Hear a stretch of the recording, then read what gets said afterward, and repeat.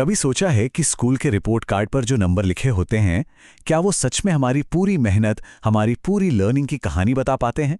आज हम इन्हीं ग्रेड्स की दुनिया से थोड़ा बाहर निकलकर ये समझने की कोशिश करेंगे कि सीखने को असल में परखा कैसे जाता है। यकीन मानिए, ये सफ़र सिर्फ नंबरों का नहीं, बल्कि असल तरक्की को समझने का है। हम सबने स्कूल में इम्तिहान दिए हैं और उन नंबरों का बेसब्री से इंतजार भी किया है। पर सवाल यह है कि क्या वो नंबर, क्या वो मार्क्स ही सब कुछ है? चलिए आज इसी सवाल की थोड़ी गहराई में उतरते हैं।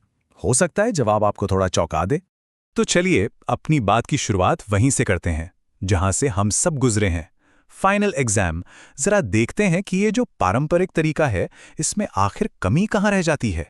जरा सोचिए, यूनिट टेस्ट और फाइनल एग्जाम, ये एक तस्वीर की तरह है, एक स्नैपशॉट जो बस एक पल को कैद कर लेता है। लेकिन सीखना तो एक पूरी फिल्म की तरह है ना। ये टेस्ट उस रोजमर्रा की कोशिश को, उन छोटी छोटी जीतों को नहीं पकड़ पाते जो क्लासरूम में हर दिन होती हैं। और ये सिर्फ कोई कही सुनी बात नहीं है। NIOS का जो DLED करिकुलम है वो खुद कहता है कि पारंपरिक प्रक्रिया में निरंतरता और व्यापकता का अभाव होता है। मतलब कंटिन्यूटी और कॉम्प्रिहेंसिवनेस की कमी होती है। और बस इसी कमी ने शिक्षा में एक नए नजरिए की जरूरत पैदा की। तो फिर इसका हल क्या है? देखिए, जवाब दो बहुत मिलते जुलते लगने वाले शब्दों में छिपा है। एक है मूल्यांकन और दूसरा है आकलन। आइए समझते हैं कि ये छोटा सा दिखने वाला फर्क पूरी सोच को कैसे बदल देता है। फर्क बहुत सीधा सा है। देखिए, मूल्यांकन यानी इवैल्यूएशन एक जज की तरह है जो बिल्कुल आखिर में आकर अपना फैसला सुनाता है, पास या फेल। ये इस पर फोकस करता है कि क्या सीखा गया। वहीं दूसरी तरफ आकलन यानी असेसमेंट एक कोच की तरह है जो खेल के दौरान ही आपको बताता है कि परफॉर्मेंस को बेहतर कैसे करना है।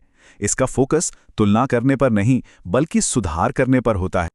और इसी बेहतरीन सोच से जन्म हुआ सतत और व्यापक मूल्यांकन का, जिसे हम सब CCE के नाम से जानते हैं।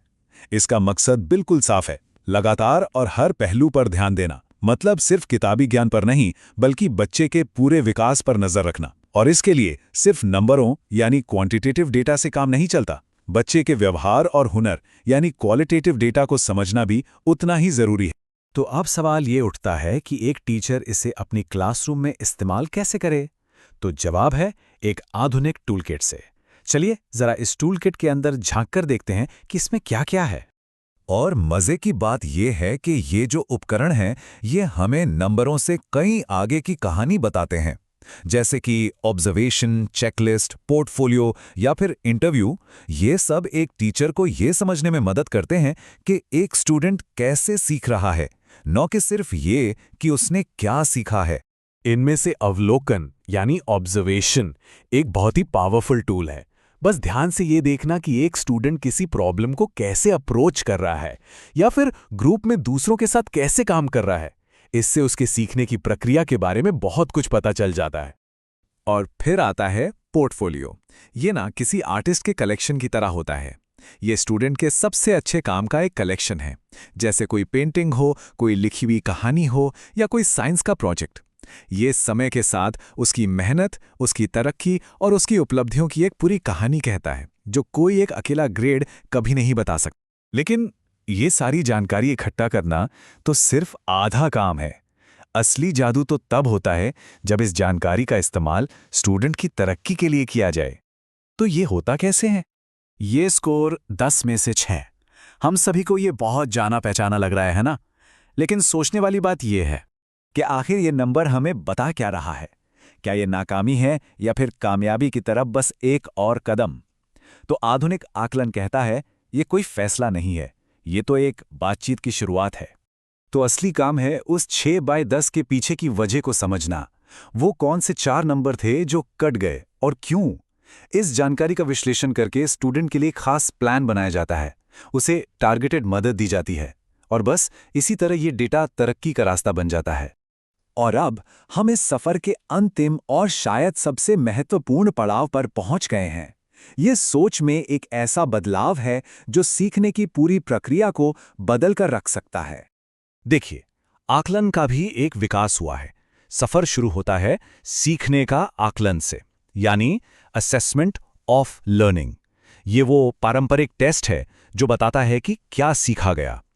अगला पड़ाव है सीखने के लिए आकलन, यानी असेसमेंट फॉर लर्निंग। यहाँ टीचर जानकारी का इस्तेमाल करता है ताकि सिखाने में मदद मिल सके। लेकिन जो असली मंजिल है वो है सीखने के रूप में आकलन, असेसमेंट एज लर्निंग, जहां स्टूडेंट खुद अपनी लर्निंग की गाड़ी का ड्राइवर बन जाता है। और यही आज का सबसे बड़ा सवाल है, एक ऐसा माहौल कैसे बनाया जाए जहां स्टूडेंट सिर्फ परीक्षा के लिए नहीं बल्कि खुद को बेहतर बनाने के लिए सीखें, जहां आकलन कोई डराने वाला हथियार ना हो बल्कि सफर में रास्ता दिखाने वाला एक कंपास बन जाए। ये एक ऐसा विचार है जिस पर हम सबको सोचना चाहिए।